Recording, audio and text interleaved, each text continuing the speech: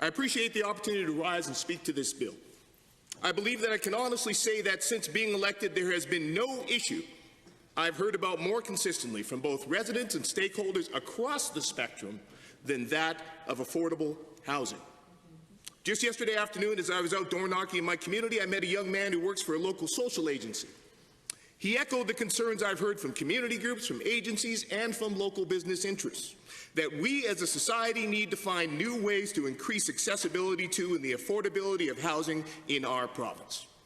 He spoke of the challenges many residents of Edmonton's downtown face in accessing or maintaining housing that they can afford. Madam Speaker, this is a growing problem.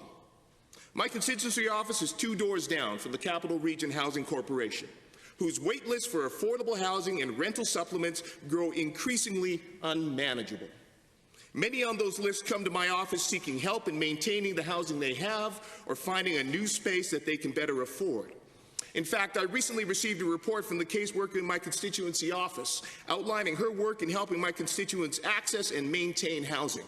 These cases comprise nearly 40% of her work. And with Alberta's population expected to grow by 1 million in the next decade and the aging of much of our current affordable housing stock, this problem is only going to get worse.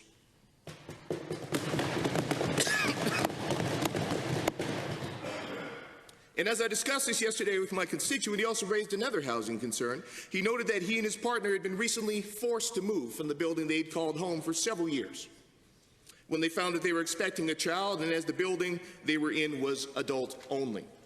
It's worth noting, Madam Speaker, that Alberta is the only province in Canada which currently lacks provisions in its Human Rights Act to address this kind of discrimination.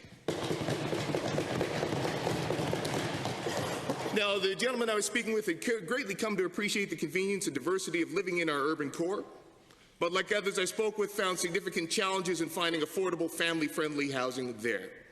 Eventually, they were fortunate to be able to take over the lease on a townhouse from friends who moved overseas.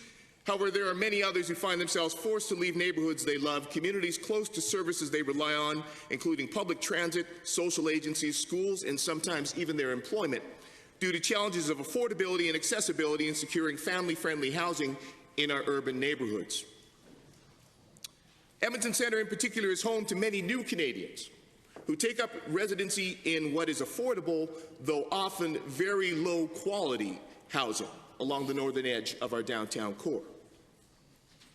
These individuals build community as their children attend local schools, they play in the local parks, they're enrolled in childcare and excellent local facilities like the Oliver Centre. However, these families settle in and they become more successful and look to secure a better quality of housing, whether through rental or ownership. They often find that they cannot affordably do so in the neighborhoods and communities that they have come to call home.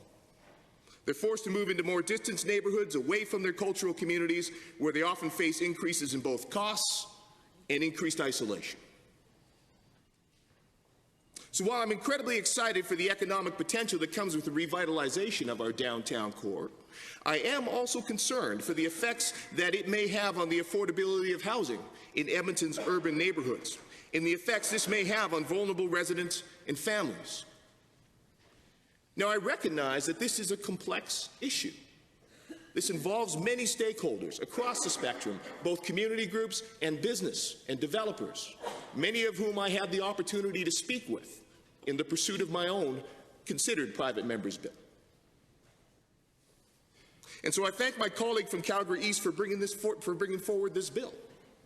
When we're at this time, when all 3 orders of government are coming to the table and recognizing the need to once again invest in affordable housing, and when so many of the developers, realtors, and others I have spoken to in the housing industry have expressed a willingness to speak with and work with government to discuss how we can best address these problems, it makes sense to me to establish a committee that can consult with all of the stakeholders involved, draw on the considerable expertise available on all sides of this issue. We can't afford to simply continue the status quo. We know that we're facing a problem that's been ongoing for some time. We know it's a problem that can only get worse. I can't see the difficulty, I can't see the problem in simply wanting to sit down, talk with all individuals, consider all options and possibilities to ensure that all Albertans have the opportunity to have a safe and affordable place to live. Thank you.